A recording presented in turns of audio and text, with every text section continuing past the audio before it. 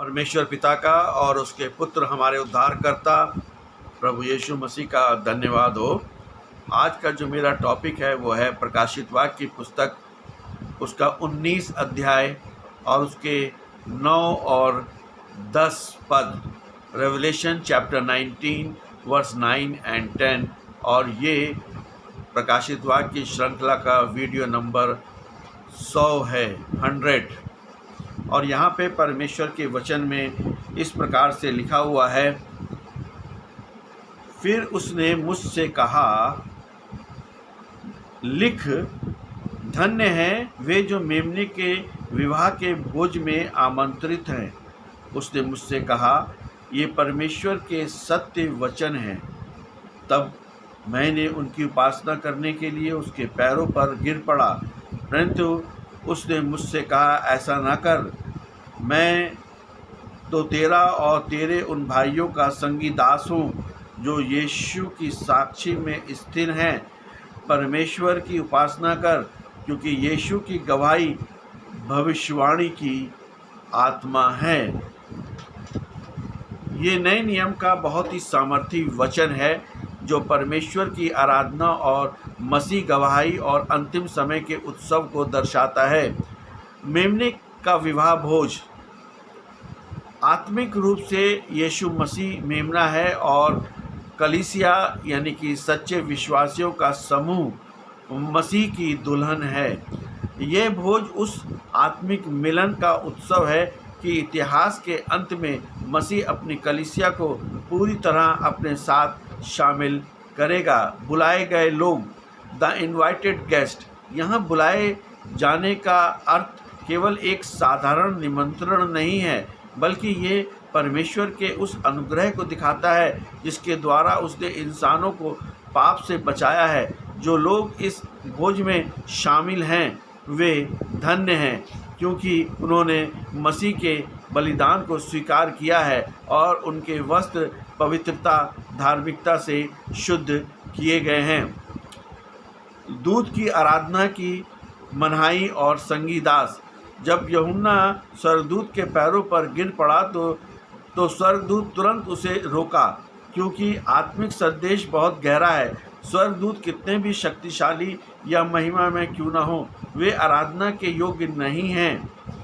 दूत खुद को मनुष्यों का संगी दास कहता है और ये दिखाता है कि आत्मिक क्षेत्र में परमेश्वर की सेवा करने वाले स्वर्गदूत और यीशु मसीह पर विश्वास करने वाले मनुष्य दोनों का दर्जा परमेश्वर के सामने सेवक का ही है। आराधना केवल और केवल त्रिएक परमेश्वर की होनी चाहिए। तीसरी बात यहाँ पर हम देखते हैं कि यीशु मसीह की गवाही ही भविष्यवाणी की आत्मा है। इस वाक्य का गहरा अर्थ ये है कि बाइबल की भविष्यवाणियों का मुख्य केंद्र, आत्मा और उद्देश्य केवल एक ही है कि यीशु मसीह को प्रकट करना।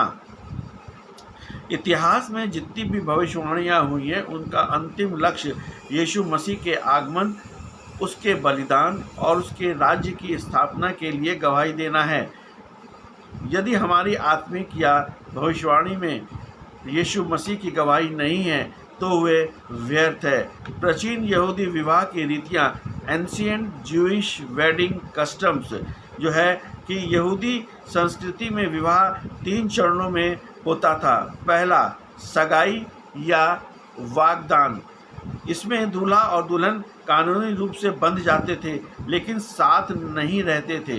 ये मसीह के पहले आगमन और कलीसिया की स्थापना को दर्शाता है। तैयारी की अवधि, दूल्हा अपने पिता के घर जाकर दुल्हन के लिए जगह तैयार करता है, और जैसे मसीह ने कहा कि मैं तुम्हारे लिए जगह तैयार करने जाता हूँ। विवाह का भोज, दूल्हा रात में अपनी दुल्हन को लेने आता है और फिर कई दिनों से चलने वाला एक भव्य भोज होता है। प्रकाशित वाक्य 19:9 इसी अंतिम ऐतिहासिक और सांस्कृतिक भोज की ओर इशारा करता है जो स्वर्ग की कलीसिया के अंतिम प्रवेश को दर्शाता है।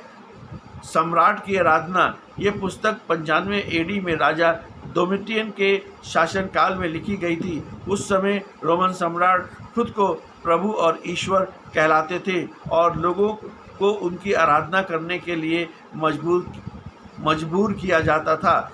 जो मसीह सम्राट के सामने नहीं झुकते थे उन्हें मार दिया जाता था या यूहन्ना की तरह पतमस टापू पर कैद कर दिया जाता था। और इसका जो सबसे बड़ा ऐतिहासिक महत्व ये है कि हमें इतिहास ही बताता है कि किस प्रकार से मसीह लोगों को बुरी तरीके से मारा गया, मगर यीशु मसीह ने आज भी उन्हें नहीं छोड़ा है। आज भी वो उनका संरक्षक है और इसीलिए प्रभु यीशु मसीह पे विश्वास करें, प्रभु यीशु मसीह से अपने पापों को मान लें, प्रभु यीशु मसीह से कहें कि मैं पश्चाताप करता हूँ अपने पापों का, और उसके बाद यीशु मसीह को उद्धारकर्ता के रूप में ग्रहण करें। यही मसीह जीवन है। आमीन।